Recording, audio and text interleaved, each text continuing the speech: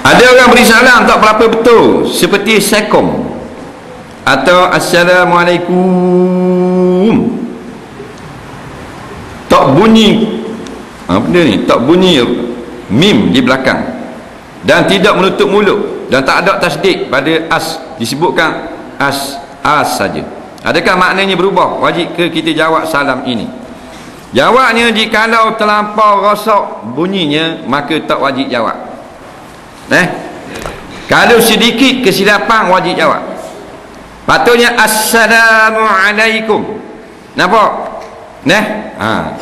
Ada tasydid, kemudian ada ain sebelum huruf lam, tapi dia baca Assalamualaikum dengan hamzah. Jawabnya wajib jawab juga.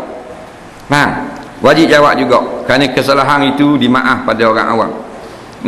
Jadi rosak dia memberi salam juga tidak rosak. Yang tak wajib salam ni yang rosak kesalahannya nyata.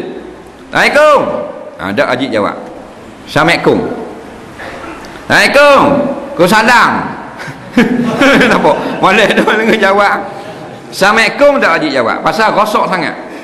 Assalamualaikum, rosak dah tapi sedikit. Patut ain Assalamualaikum, tapi disebut dengan hamzah Assalamualaikum, wajib lagi jawab.